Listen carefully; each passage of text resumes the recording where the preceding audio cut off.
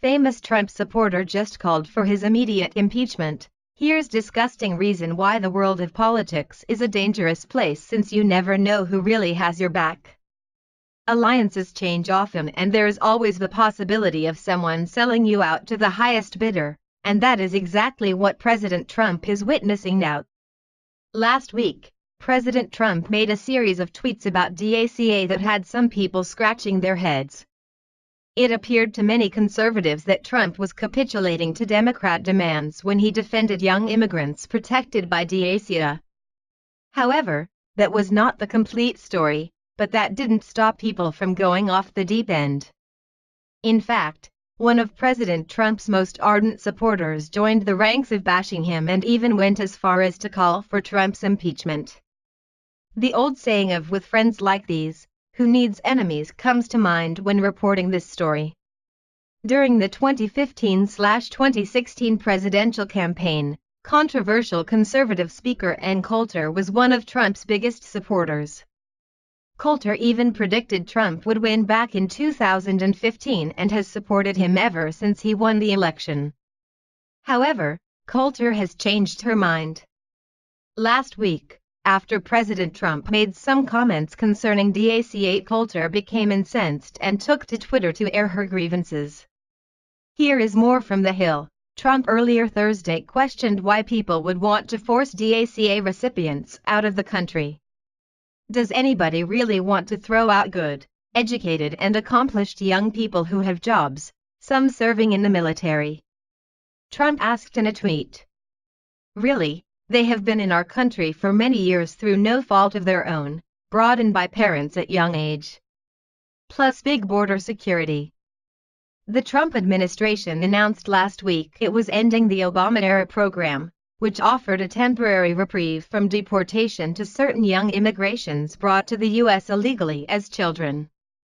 After a dinner at the White House on Wednesday, Senate Minority Leader Charles Schumer, DNY, and House Minority Leader Nancy Pelosi, D. California, said Trump agreed to enshrine the protections of DACA into law quickly, and to work out a package of border security, excluding the wall, that's acceptable to both sides. The White House quickly rejected that statement, saying that while border security and DACA were discussed, the president didn't agree to exclude funding for the border wall from the package. Trump also pushed back on the statement by Democratic leaders, saying early Thursday there was no deal made to protect young immigrants. Coulter, who was previously a strong supporter of Trump, also went after the president earlier this month. The conservative commentator accused Trump of betraying voters and breaking his promises. "Put a fork in Trump, he's dead," she tweeted early Thursday, highlighting a report that the president's supporters are furious about his apparent about-face DACA recipients after stressing immigration during the campaign. This is a prime example of why things truly never get done in the political world. Trump made it clear that there was a deal made between closed doors, even though the Democrats lied in the press. Is it possible that Trump was trying to force their hand in the negotiation process? It is quite possible. The reason that DACA is even an issue is that Congress never did their job in the first place, which allowed Barack Obama to pass this horrible executive order. Now, President Trump has turned it back over to Congress, but here we are again at an impasse. According to Fox News, President Trump on Thursday denied reports that he struck a deal overnight with top Democrats to protect so-called Dreamers, while insisting massive border security would have to be agreed to in exchange for consent. Trump's Twitter post was in response to Senate Minority Leader Chuck Schumer, DNY, and House Minority Leader Nancy Pelosi, D. California, announcing after a dinner meeting at the White House that they had agreed to a plan to work out an agreement to protect our nation's Dreamers from deportation.